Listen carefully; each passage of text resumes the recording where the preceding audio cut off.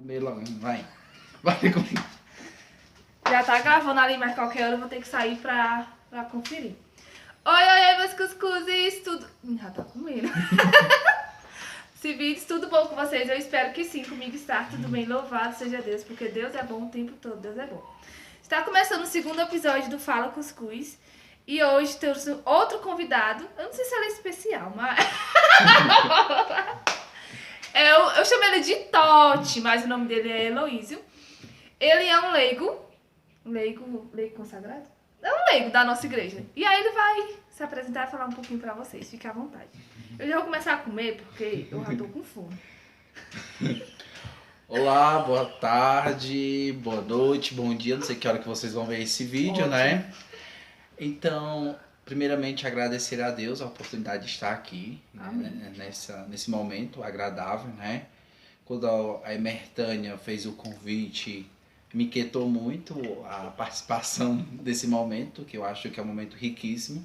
Assim, vocês que já acompanham ela através das redes sociais dela, podem conhecer também tanto a forma de evangelização dela e quem são as pessoas que durante essa trajetória estão com ela, também uma forma de vocês conhecer também pessoas que contribuem a levar a palavra de Deus, né?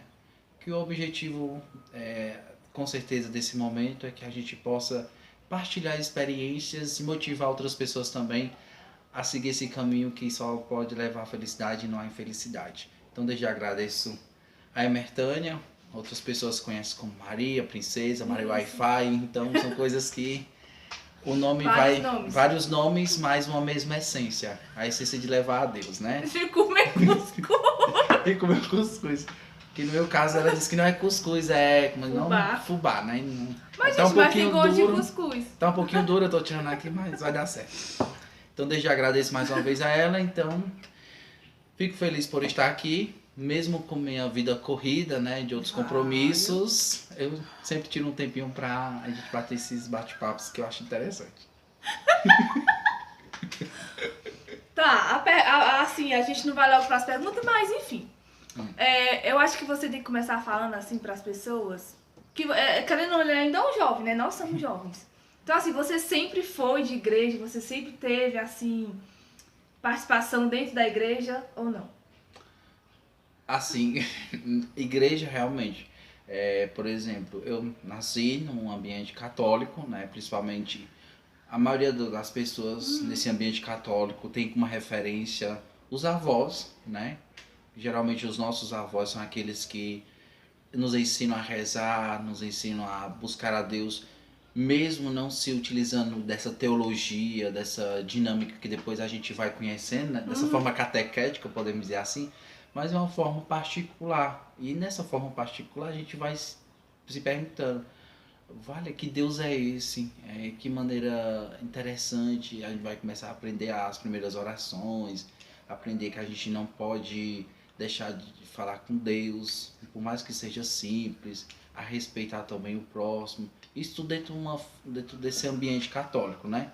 Também a gente começa a ver essa dimensão no ambiente católico, a questão dos santos, a questão da participação da missa, da própria catequese, nos festejos também, que são bem presentes na nossa paróquia, tanto nas Senhoras Prazeres, ou até mesmo nas romarias, que também a gente vai se envolvendo bastante. São coisas que eu nasci dentro desse ambiente, né? Então, eu tenho como referência, desde pequeno, Mertânia, a minha avó, né? Ela que me ensinou.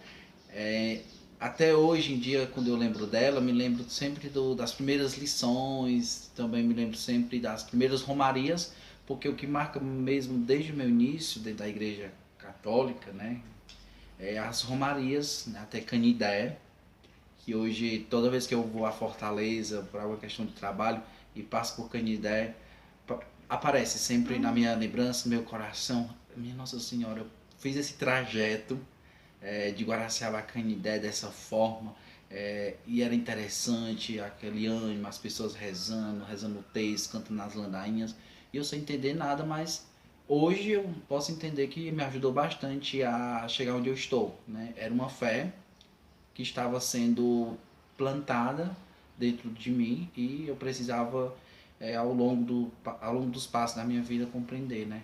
Então eu tenho uma grande referência minha avó, né? Hoje ela já se encontra com Deus, mas aqueles que deixam algo à nossa vida, eles jamais vão morrer, mas permanecem, né? E minha experiência, a primeira experiência quando eu fui a Canidé, vi aquelas pessoas simples, com vestuário de São Francisco, pagando promessa. Foi tão interessante que quando eu era mais pequeno, a minha primeira promessa foi quando eu estava fazendo artimanha em cima do peitoril, né? Aí eu tava sentado, aí fui rodar em cima do peitoril, caí e quebrei o braço, né? E era um peitoril muito baixo, né? Como é hoje alto, né? Bem baixo, mas naquele tempo qualquer queda, né? O corpo está em desenvolvimento e na fragilidade pode vir a causar danos. Então eu tive esse pequeno dano, quebrei o braço, aí fui para Sobral, já fui conhecer Sobral na realidade que eu não queria, né? No hospital. E a primeira promessa que a minha avó fez para mim foi quando eu estivesse bom, ir a Canidé e levar o ex-voto, né? O milagre, né? Que geralmente se faz uma parte do corpo da pessoa para levar, para deixar lá como agradecimento à intercessão de São Francisco. E quando eu cheguei lá, tava lá, como se diz, encontrei esse lugar de fé, de oração, e vi muitas fotos onde ficava lá, as pessoas levando os seus 6 votos, e isso também já foi começando a chamar a atenção. E vendo, isso me cativou bastante, a simplicidade me ajudou bastante. Depois eu fui crescendo, no ambiente familiar, né? Aí tenho certeza, a mão de Deus ela vai se colocando na nossa vida. Tem muitas coisas que talvez não possa, como se diz, que a gente se pergunta, meu Deus, por que isso aconteceu comigo? E por que eu estou passando por certas situações? Às vezes a gente se pergunta. Porque às vezes vem as tribulações, né? Às vezes vem as tribulações, vem as dificuldades. Pela minha história familiar, talvez eu nem poderia estar na igreja. Porque às vezes também, a gente dentro da nossa família não só tem aqueles que rezam, mas também tem aqueles que não são muito de oração e a gente pode acabar tendo essa influência, né? Não dizendo que minha família também não seja de oração, mas às vezes a gente entendeu a referência. A gente tem que ter esse certo cuidado. E eu digo que na minha história eu sempre partilho com algumas pessoas mais próximas. Dificilmente eu falo sobre isso, né? Isso era a primeira vez em algum lugar que eu falo. Que eu fui fruto de uma bênção. De uma bênção, né? Minha mãe me teve muito cedo, né? Hoje eu posso falar esse negócio de trauma, esse negócio de coisa, a gente vai sendo curado, né? Minha mãe teve muito cedo e depois, claro, uma pessoa que teve um filho muito cedo, ela fica muito confusa, né? O que fazer, o que não fazer. E eu estava perto praticamente de ser adotado para outra pessoa. Naquele tempo a questão de adoção, né? Como se diz o nome, não passava por esse viés jurídico. Às vezes você chegava no hospital, você se estivesse grávida e conhecesse alguém, tivesse condição de criar a criança e depois dava a criança para um conhecido, né? E depois, futuramente, a criança ia ter de conhecer quem era a sua mãe biológica, né? Então, eu já estava perto de ser adotado por outra família. E minha tia, ela avisou minha avó que estava no Rio. Minha avó era lavandeira de roupa, hoje quase essa profissão não tem. Ela lavava roupa para outras pessoas, geralmente conhecidas da cidade, pessoas que tinham um poder econômico melhor. E minha tia chegou às pressas, onde ela estava lavando roupa lá no Rio, e disse que minha mãe estava com esse planejamento, né, na cabeça, né? Essa intenção de me dar para outra pessoa. Aí minha avó disse que tinha que perguntar meu avô. Olha. Né? Aí minha avó perguntou meu avô, aí ele disse, a única coisa que ele disse, não, a gente cuida, a gente cria. Olha. Né? A gente cria porque futuramente ele vai dar orgulho pra gente. Né? A gente cria. Aí, isso eu fui saber depois. Eu pensei... mais 10 minutos. Pois vou resumir bem rápido. Não, é porque vocês sabem que eu tenho que ficar indo, ver se tá gravando e tudo mais. E aí, eu botei pra gravar agora de novo, mas vocês vão entender. Então, assim, essa parte, assim, que você falou um pouco da família e tudo mais, né? Esse algo, assim, pessoal, que você nunca tinha partilhado com ninguém, nem eu sabia, viu? Olha, vocês são chiques, viu? Aqui, primeira mão, assunto de primeira mão. Ah, então é isso, né? Eu acho que a Aí, no caso, sua avó... criou, mas meu avô, aí eu fui crescendo no ambiente familiar, tudo isso. E tendo essa referência, né, religiosa. Depois, como qualquer outra criança, é normal que Quebrou o braço. de igreja, né? Também tem essa parte que eu comentei. A gente vai pra catequese, né? Na catequese a gente já começa a ter outra noção da vida, da espiritualidade, de rezar, de ter podemos dizer, uma coisa mais organizada, né? Se prepara para os sacramentos, eu recebia o sacramento da Eucaristia, o sacramento da confissão, depois fui me preparar para a crisma. Antes mesmo de ser crismado, eu fui convidado a ser catequista com 14 anos. Naquele tempo a gente chamava catequista de apoio ou auxiliar, mas não era catequista oficial, porque tinha que passar pelas formações depois da crisma. Fui catequista de iniciação, naquele tempo tinha iniciação, que era criança, né? Já foi minha primeira experiência dentro da igreja, particularmente aqui do bairro Lagoinha, ser catequista.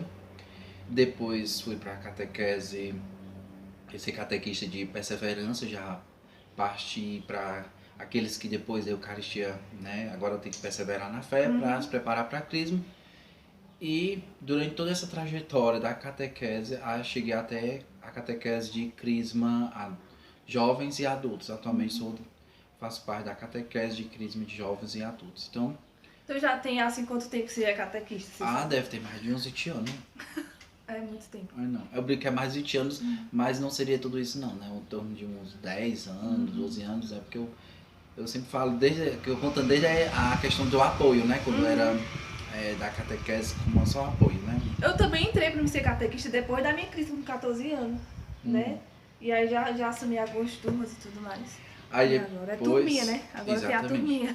Aí depois da catequese, né? Uma outra parte que eu acho que todo mundo queria saber, igual, não sei se a Mertânia já contou nos bastidores para vocês. Já fui seminarista, Agostinho Recoleto, vocacionado, né? Em 2013 fiz o processo vocacional. Você foi igual o Arthurzinho, assim, alguém me convidou? Não, alguém me convidou, foi. Em 2012 eu fiz o que chamamos de despertar vocacional. Na época o promotor vocacional era o Frei Cláudio. E foi no domingo, eu lembro que eu fui convidado, né? Eu vou, pensando que era um encontro normal, assim, né? Eu vou. Cheguei lá, o tema era, ainda hoje me lembro o tema, que era o papel do jovem na igreja e no mundo, né? Aí ia falar sobre as vocações específicas que a igreja tem e também o ser jovem dentro da igreja.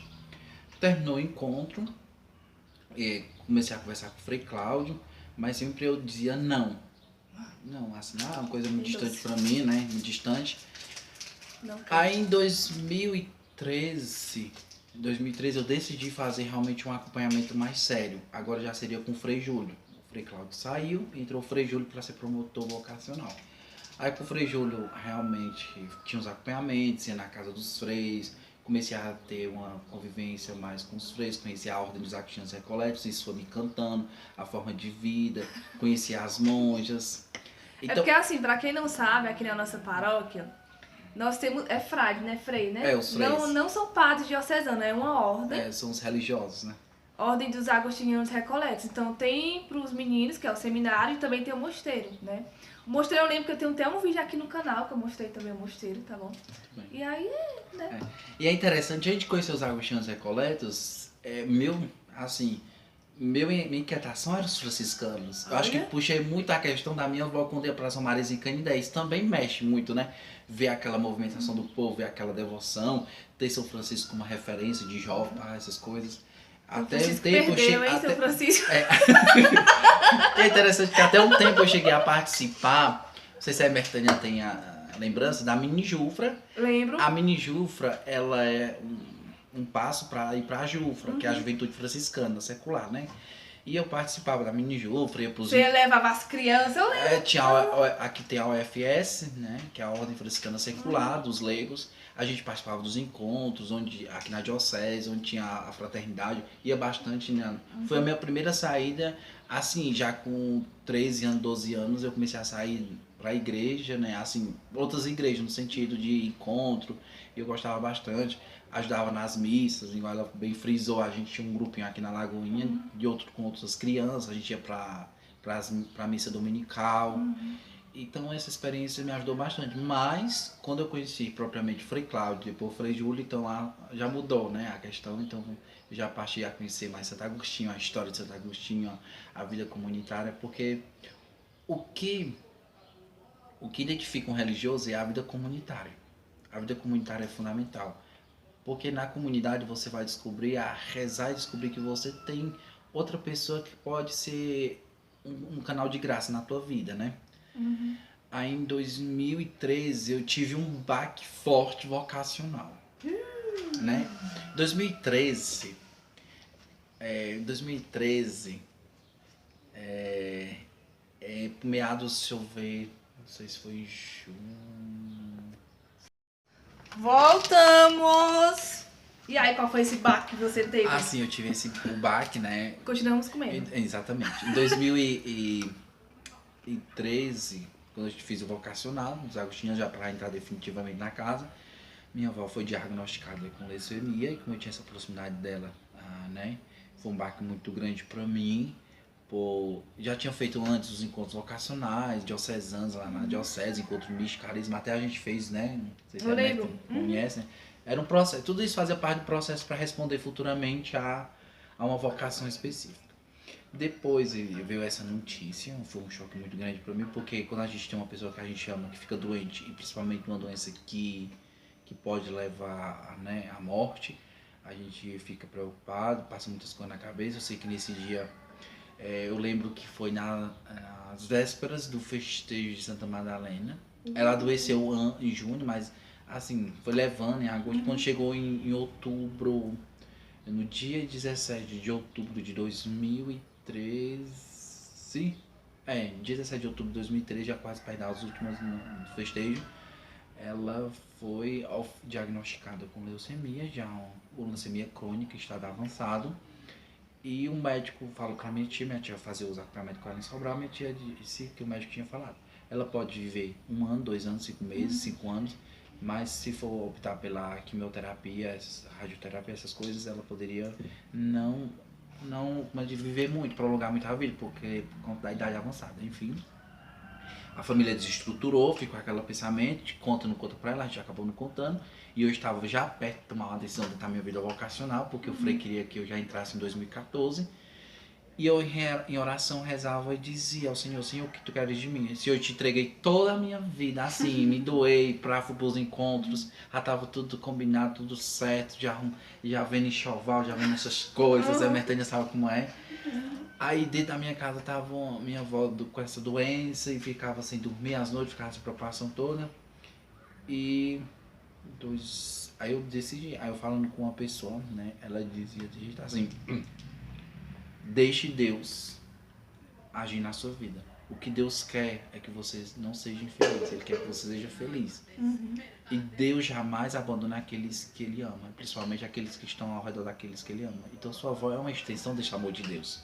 Com certeza. Aí eu entrei em 2014, fiz o aspirantado, depois fui para Fortaleza, fui para Franca, depois iniciei a filosofia em Franca, foi uma experiência muito boa, conheci outros estados, conheci outras pessoas de outros estados, uma conversa muito bem, porque a vida religiosa te ajuda a te conhecer e também ajuda você a conhecer outras realidades, né? Saí do seminário, depois regressei a Guaraciaba, passei um tempo ainda sem saber o que fazer agora, né?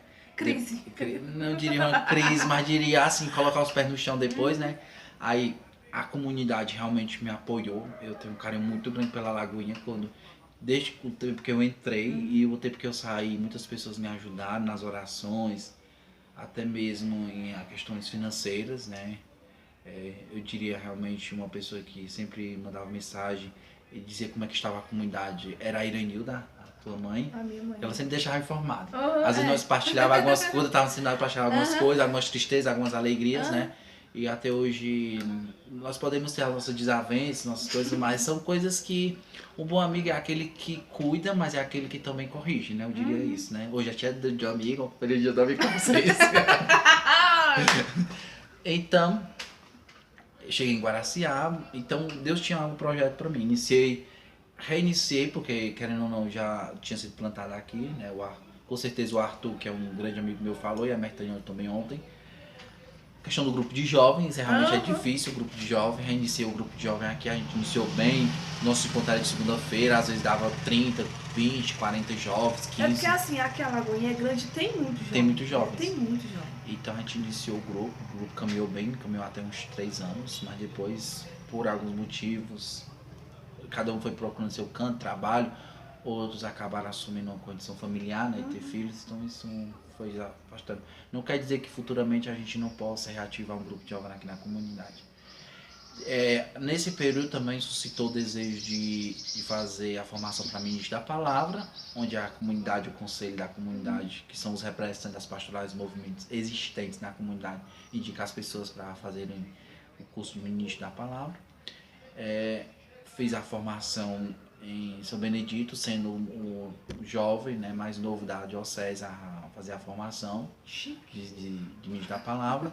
Em 2018 recebi, né, a provisão, e dentro do Ministério da Palavra a gente vai conhecendo nossas realidades, vai andando nas comunidades, vai vivenciando.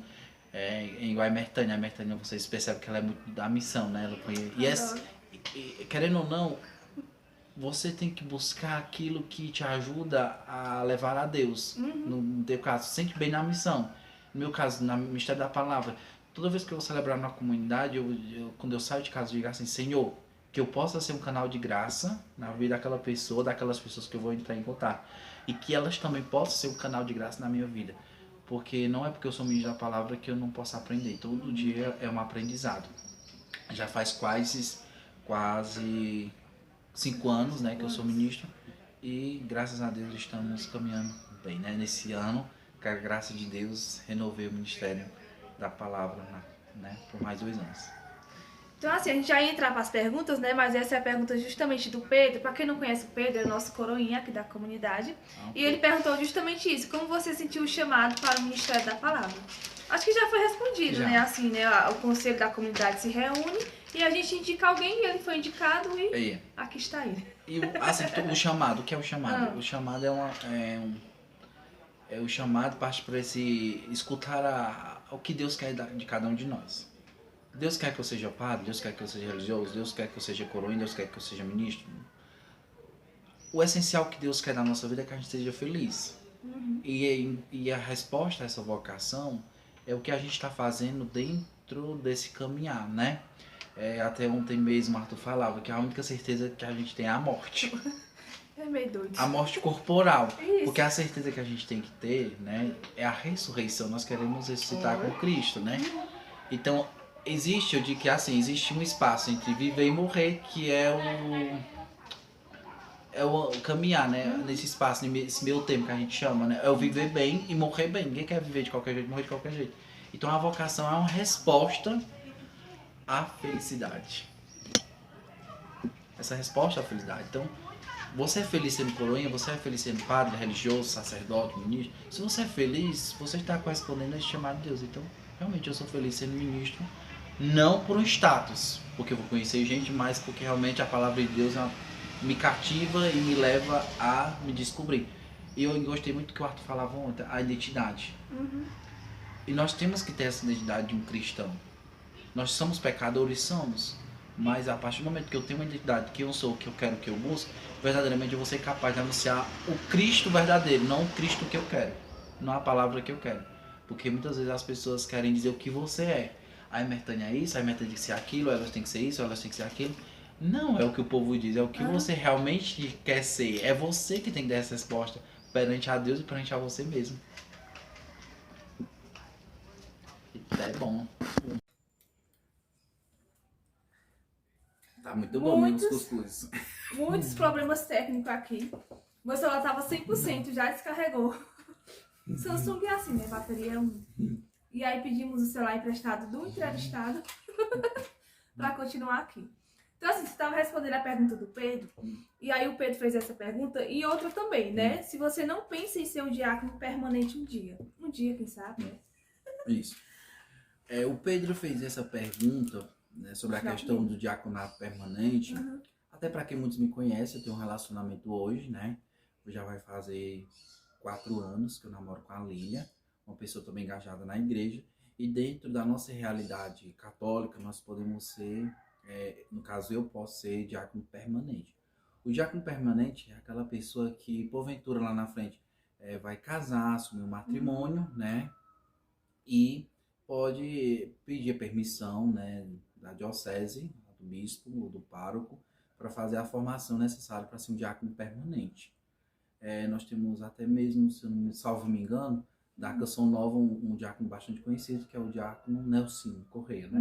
Ele é casado, tem filhos e tudo. Assim, só explica para as pessoas saberem o que é que o diácono faz. Tudo menos o diácono permanente, só não confessa, né? Isso, ele usa a questão dos ritos, propriamente, de casamento, batismo. Ele pode dar os sacramentos, menos da confissão. Menos no caso do sacramento, se eu não me engano, eu teria que ver mais profundamente.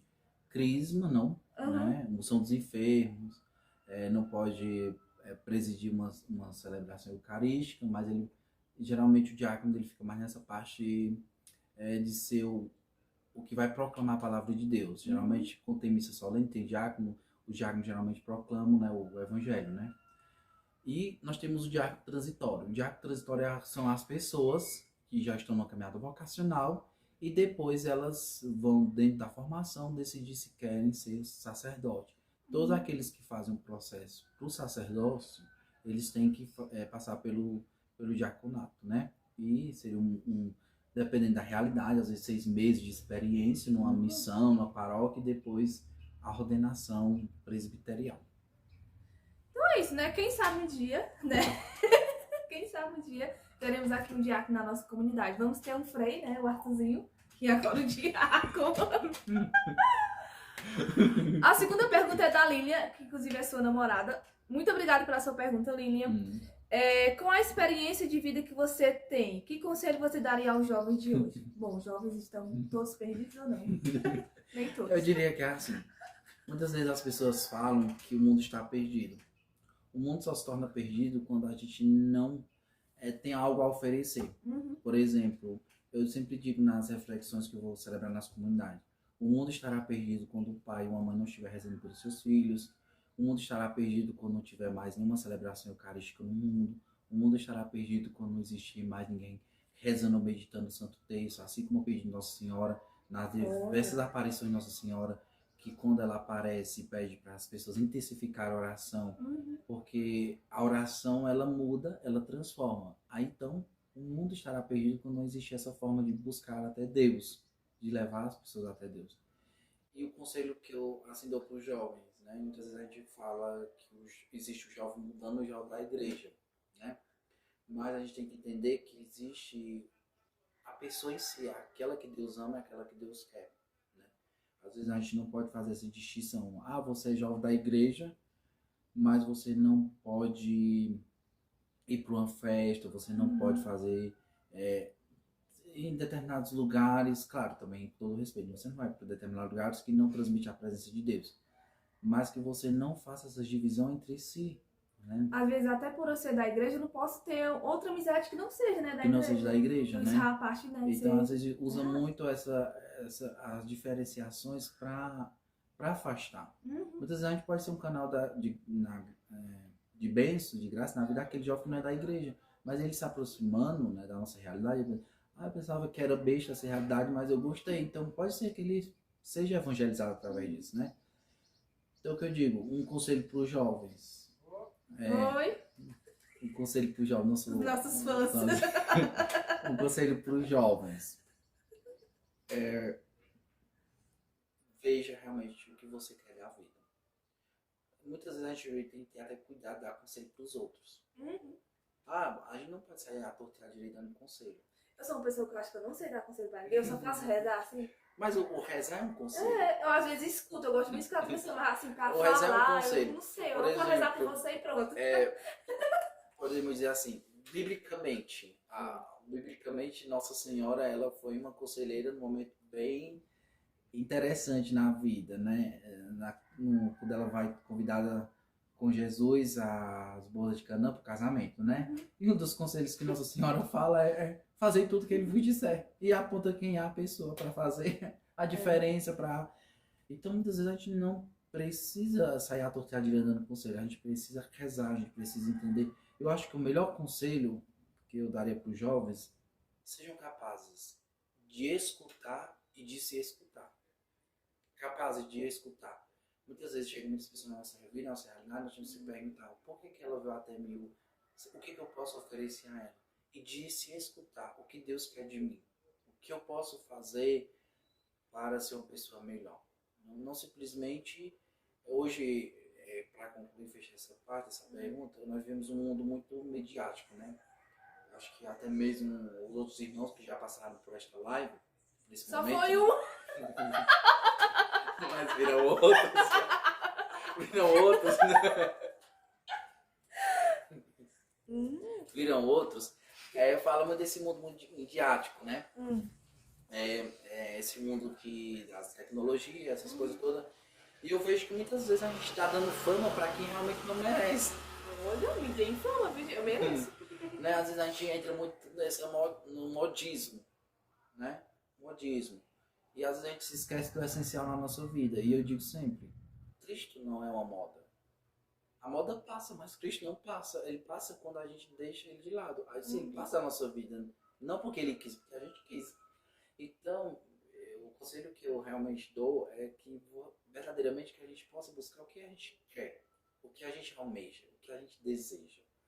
E é interessante que cada um tem sua própria, como se diz, sua própria concepção de vida, né? Muitas vezes as pessoas, você é muito novo, se entrega muito à igreja, poderia estar fazendo isso, poderia estar fazendo aquilo. Aproveitando a vida, aproveitando a juventude, né? Muitas vezes, até mesmo a Emertânia, né, nessa questão da missão, muitas vezes as pessoas não podem entender, podem dizer que é uma loucura. Mas, se é uma loucura que faz bem, que te transmite a paz, que transmite Deus, é melhor viver nesse manicômio de loucuras para Deus.